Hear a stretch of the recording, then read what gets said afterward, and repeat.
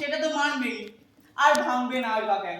রাজ্যে যদি এমন একটা অপদার্থ সরকার থাকে তাহলে এমন ঘটনা ঘটতেই থাকবে, ঘটতেই থাকবে। কি চাচা বলছে?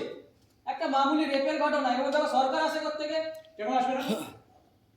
সাধারণ মানুষের নিরাপত্তার দায়িত্ব সরকারের। এই সরকার যদি দায়িত্ব পালন করতে না পারে তো প্রশ্ন তো হবেই। কি উল্টোপাল্টা বকছেন মশাই? এই রেপটা কি সরকার করেছে? দেখুন, এইসব মোটা দাগে আরে! রসিকতা করবেন না। এতে লোক ফাঁসানো যায় কিন্তু সমস্যার সমাধান কিছু হয় না। তা বেশ তো, আপনি সূক্ষ্ম রসিকতা করে সমস্যার সমাধান করুন। হ্যাঁ। যার জেদ করেছে তাকে কে ধরান? সেটা যদি আমার একার পক্ষে সম্ভব হতো তবে নিশ্চয়ই করতাম, কিন্তু এরকম একটি মর্মান্তিক ঘটনা নিয়ে আপনারা রসিকতা করছেন। এটা দূর মশাই, আপনি তো কিছুই জানেন না। আরে এই সমস্ত মর্মান্তিক ঘটনা নিয়ে না আজকাল সোশ্যাল মিডিয়ায় রীতিমতো খিল্লি করা হয়।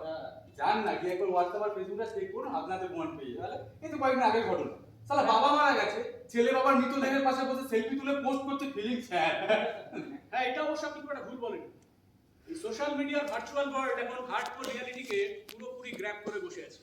আমাদের দৈনন্দিন জীবনের বিভিন্ন জটিল সমস্যা এখন ফেসবুক, হোয়াটসঅ্যাপে ছবি আর স্ট্যাটাস হয়ে ভেসে বেড়াচ্ছে। আমরা সব দেখছি, কমেন্ট করছি, লাইক দিচ্ছি, শেয়ারের বন্যা বইয়ে দিচ্ছি। আর এসব দেখে বেশ রঙে মজে আছি আর ভাবছি এই তো আমাদের প্রতিবাদ দানা বাঁধছে, সংগঠিত হচ্ছে, আমরা একত্রিত হচ্ছি।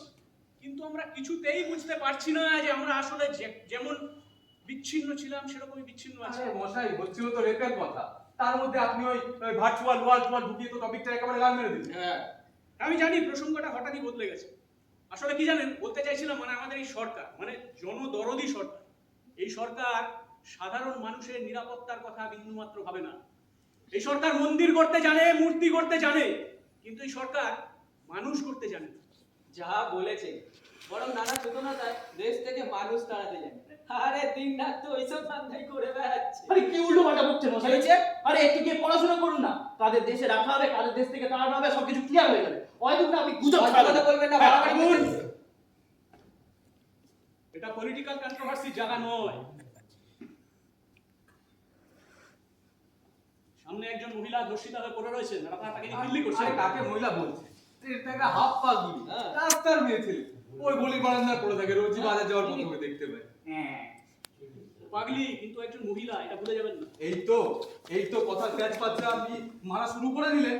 এই সাধারণ কথার মাঝখানে না এত প্যাচ বসবেন না মশাই, আমরা ওভাবে কথা বলতে শিখিনি। থামুন, এর মধ্যে প্যাঁচ রাখি দেবে। একটা সোজা বিষয় আপনাকে সোজাভাবে বোঝানোর আরে চেষ্টা বাবা, করছি। আমি তো অত কিছু ভেবে কথাটা বলিনি। হ্যাঁ, এটা পাগলিকে পাগলিই বলেছি। হ্যাঁ। অসুবিধাটা কোথায়? আর সে পাগলি না মহিলা সেটা বড় কথা নয়, আসল কথা হলো সে